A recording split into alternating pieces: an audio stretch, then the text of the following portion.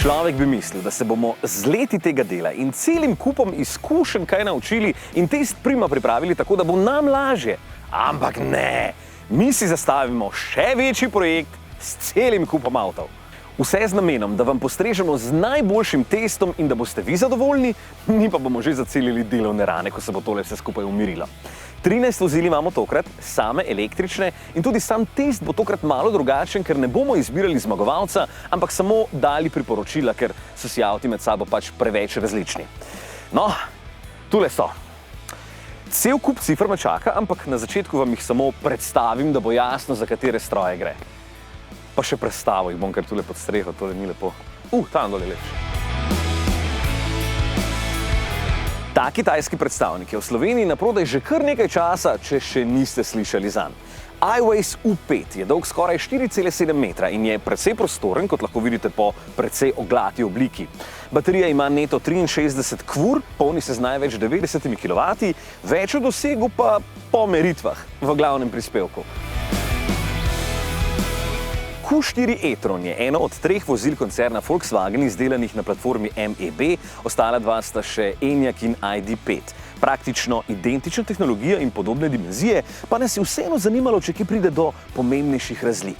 Ok, ena je že cena. Q4 je dražji od ostalih 2, je pa znotraj tudi bolj eminenten. BMW iX1 je čist nov in to se vidi. Znotraj je res fin in prijeten, elektromotor pa ponudi kar 313 konjičkov oziroma 230 kW moči. Ob doplačilu lahko ima tudi 22 kW polnilnik, na enosmernem toku pa ga boste polnili z največ 130 kW. Že samo ime tega avta je tako legendarno, da vam mora dvigniti srčni utrip. In potem avto še dejansko pogledaš in ugotoviš, da tudi izgleda čist hudo. Mustang ima še eno največjih baterij, če to pomeni tudi daljši doseg, povemo prihodnji teden, ampak je pa avto zelo zanimiv. 5. Ampak kar se oblike tiče, je vsaj meni izjemno všeč Hyundai Ioniq 5. Taka retro oblika ga krasi, sicer pa je avto večji, kot se zdi.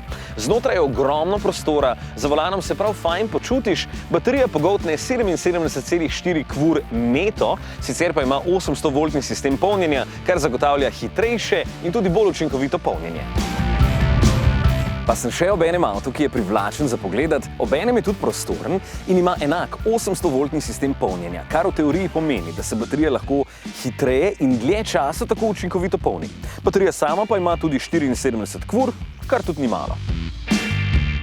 Za Mercedes-Benz EQB je Anže že pred časom povedal, da mu je na pogled manj všeč kot bolj robusten GLB. Je pa prijeten v vseh pogledih. Pri porabi je dokaj zmeren, prostora je dovolj, cena pa je malo bolj premijska. Poleg Megana je MG4 najmanjši avto skupine. Prednost je posledično, da je lažji in ima lahko tudi manjšo baterijo, pa še vedno enak doseg kot večji, ker je poraba pač manjša. Jasno je družinsko manj uporaben, to le upoštevajte, vsekakor pa je avto zanimiv. No, in še drugi manjši predstavnik na tem testu. Tudi tukaj baterija pogoltne le 60 kvur, sicer pa je avto lažji in posledično porabi manj.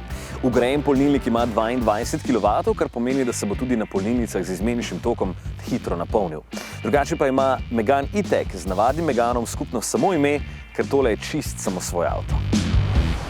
Audi Q4 e-tron je bil prvi od 3 skupine, Enyaq je drugi. Ta ima dejansko še več prostora, ker je to pač Škoda in oni to pač znajo, baterija je enako velika, mi je pa notranjost še najbolj všeč od vseh 3, ker ima največ fizičnih stikal. Sam ne tega Audiju povedati, da ne bo užaljen. Pri polnilni mreži in še pri čem ima Tesla eno veliko prednost. Pač na njihovih polnilnicah vedno vse deluje in uporabniku se ni treba z ničemer ubadati. Tudi polnjenja potekajo hitro, poraba je majhna in prostora je ogromno. Vse super, a ne? Ampak nam pa zapeljati ni tako fajn kot so ostali. Pač kot en računalnik s kolesi je. Tole pa pravo nasprotje. Kot avtomobil nam je BZ dejansko najbolj všeč. Znotraj se super počutim. Pogon je fantastičen, vožnja pa najbolj udobna in zelo prijetna. Slaba stran tega avtomobila pa je počasno polnjenje in velika poraba med vožnjo. To bojo pa mogli poštimati. Pa še zadnji, ker je zadnji po abecedi. Bolj kupejevska različica našega službenega ID.4 je tole. Zelo prostoren avtomobil z veliko baterijo, povprečno porabo in posledično povprečnim dosegom. Notri je plastičen tu in tam, sicer pa je kot avtomobil prostoren in dovolj prijeten. Zdaj pa obsežne meritve in vse, kar je potrebno, da bo test res zanimiv. Pripeljali smo se z vsemi avtomobili v Zadar, da jih preverimo tudi v praksi, če bi ga recimo vi imeli in bi se svojo družino sem odpeljali na dopust. Po kakšnem ključu pa smo torej izbirali vozila, če niso niti predstavniki istega segmenta? Dejansko smo pobrali vse, ki jih dobimo pri nas, pod pogojem, da ima baterija vsaj 50 ur neto, torej da lahko brez težav pridete sem, in pa da je cena pod 65.000 evrov, torej da ste še upravičeni do subvencije. To so vsi avtomobili, ki so družinsko uporabni, ker manjši niti ne pridejo v poštev, ker imajo tudi manjše baterije. Dejansko pa sta Megane in MG4 tukaj najmanjša, imata pa zanimivi platformi. Pač vse samo zato, da preizkusimo za vas, da vam potem tudi povemo, kateri je najboljši za vas. Jaz bi recimo izbral... Ja, ne povem. Z vsemi ugotovitvami, meritvami, izkušnjami, dogodivščinami in neprijetnostmi smo se vrnili iz Zadra in zdaj pripravljamo obsežne prispevke zato, da vam pokažemo, kako zelo smo pripravljeni na elektromobilnost. Ja, bo še zelo zanimivo.